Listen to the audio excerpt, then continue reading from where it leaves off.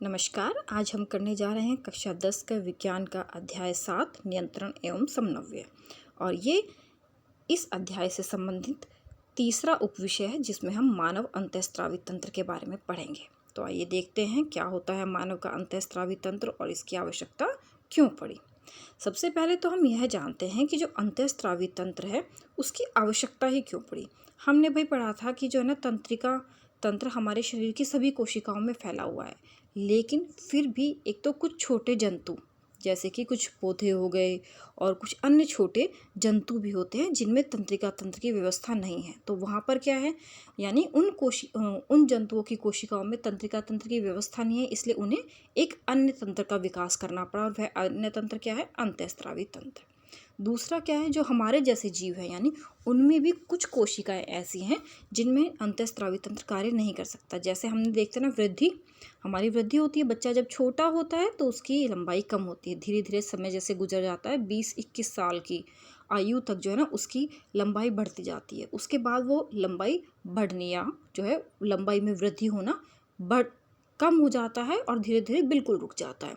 अब ये जो लंबाई में हमारी वृद्धि का गुण है, यह तंत्रिका तंत्र की कोशिकाओं द्वारा नियंत्रण नहीं किया जाता। अब अगर तंत्रिका तंत्र के द्वारा नियंत्रित नहीं किया जाता, इसका मतलब किसी अन्य तंत्र द्वारा नियंत्रित किया जाएगा, क्योंकि हमारे शरीर में तो नियंत्रण एवं समन्वय का कार्य होना ही है। तो क्योंकि हमारे शरीर की कुछ कोशिकाओं में तंत्रिका तंत्र नियंत्रण एवं समन्वय नहीं बिठा सकता, इसलिए किसी अन्य तंत्र की आवश्यकता महसूस हुई और वह तंत्र क्या है, अंतःस्रावी तंत्र। दूसरा कारण क्या है कि हमने पढ़ा था कि जो तंत्रिका तंत्र से कोशिकाएं लगातार आवेग उत्पन्न नहीं कर सकती, क्योंकि वे विद्युत संचरण के माध्यम से चलती हैं और जो सभी न्यूरॉन्स हैं वे हमारे आपस में जुड़े हुए नहीं होता, बल्कि बीच में उनके कुछ खाली स्थान होता है।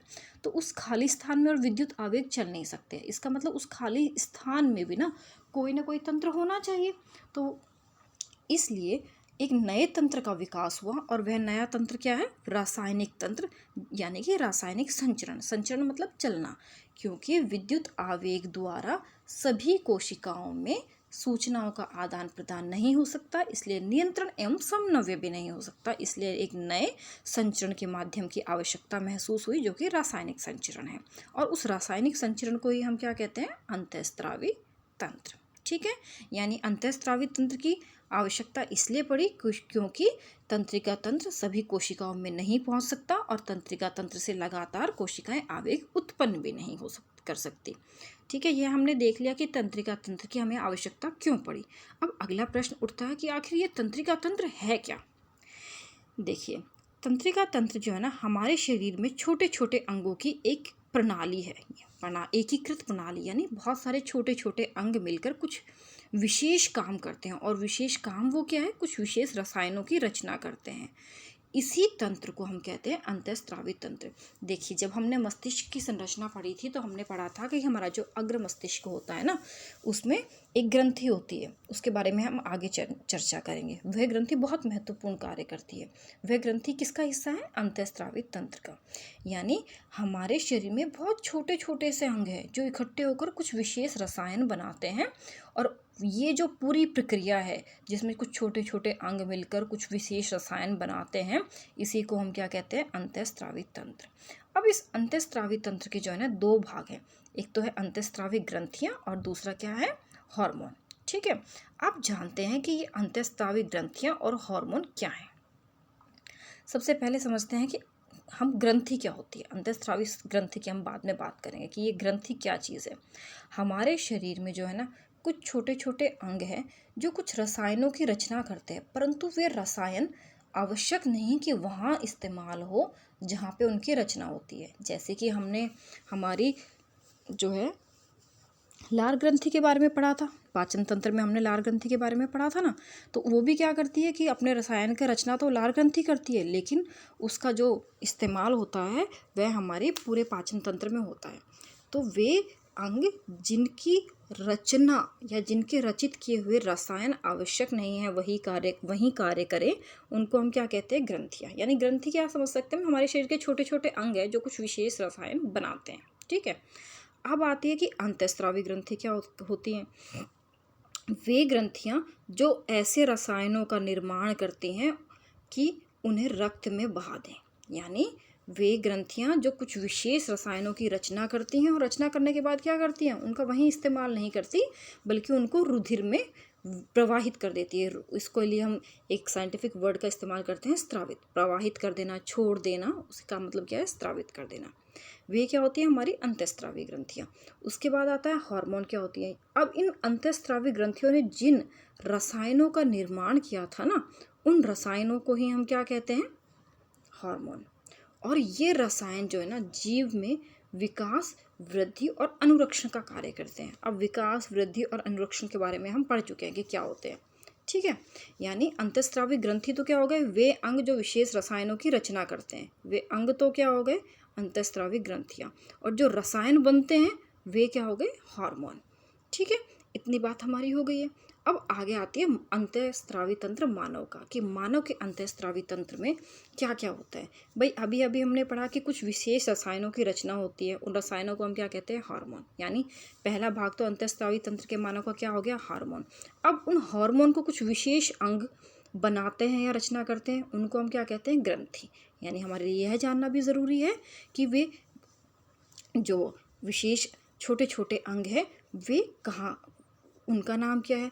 उसके बाद वे जो छोटे छोटे से हमारे अंग हैं जो कुछ विशेष रसायनों की रचना करते हैं, वे हमारे शरीर के किसी मुख्य अंग में, यानी हमारे शरीर में कहीं मुख्य स्थान पर स्थित होते हैं। तो अब हम ये भी जानेंगे कि वे कहाँ स्थित होते हैं। और फिर जाता है सबसे महत्वपूर्ण कार्य, कि ये हार्मोन जो है, ये जो रसायन बने थे, इनका कार्य क्या है हमारे शरीर में।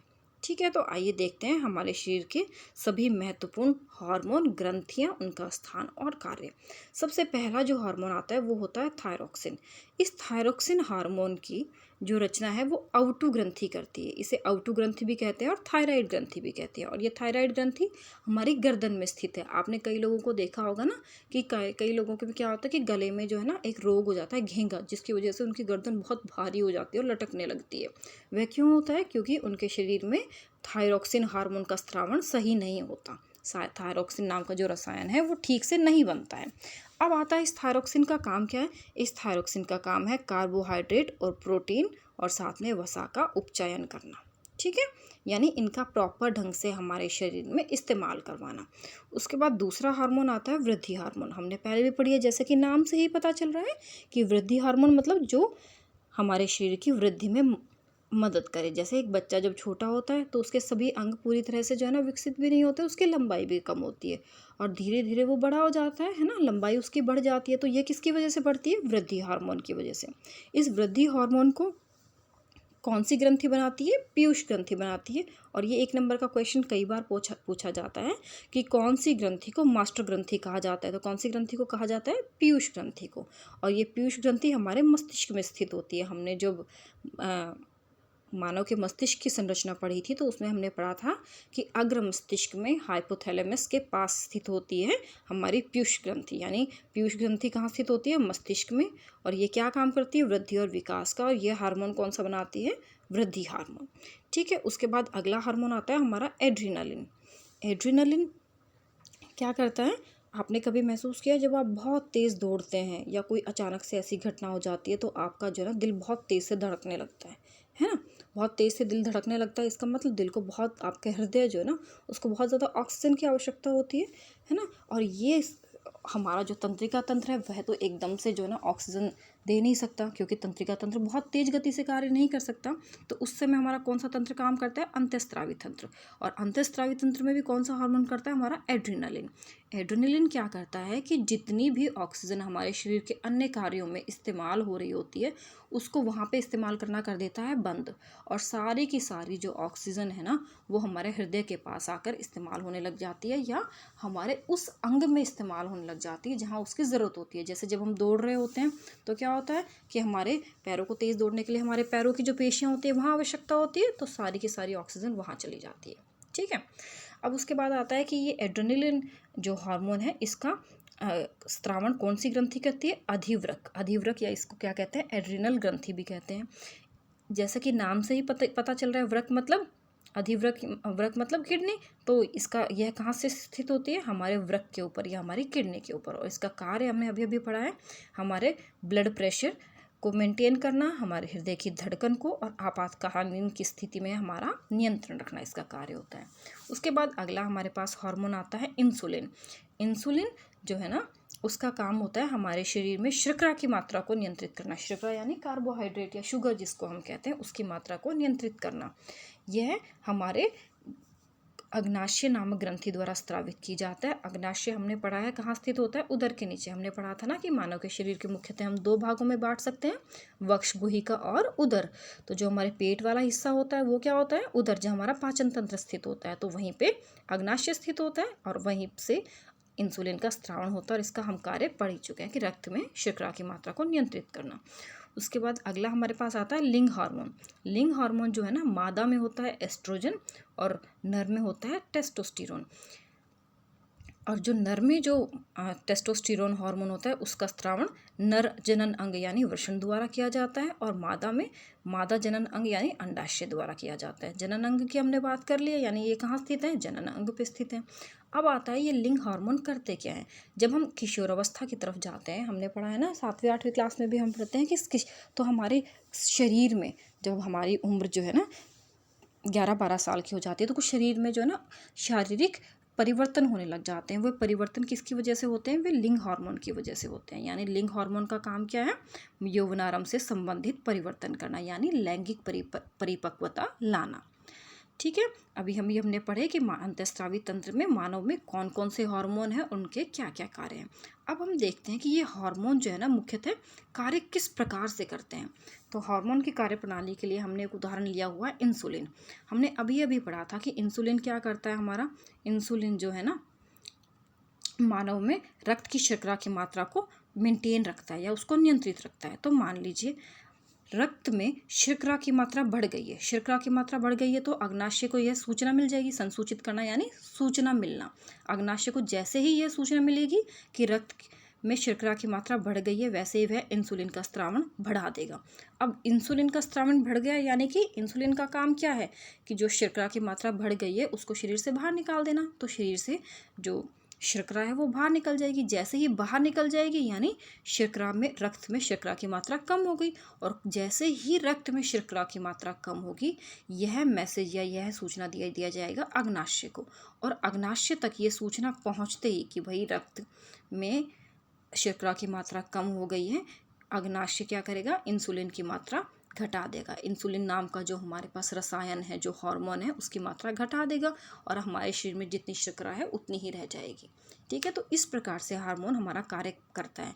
यानी जब ज़रूरत होती है तो अधिक हार्मोन का स्रावण कर देता है और जब ज़रूरत नहीं होती है तो उस हार्मोन का स्रावण को वो आप खुद से ही रोक भी लेता है। ठीक है, तो हमने अभी पढ़ा कि मानव के अंतःस्रावण ग्रंथियाँ कौन कौन सी हैं, कौन कौन से हार्मोन बनते हैं और उसकी कार्यप्रणाली क्या है। ठीक है, धन्यवाद।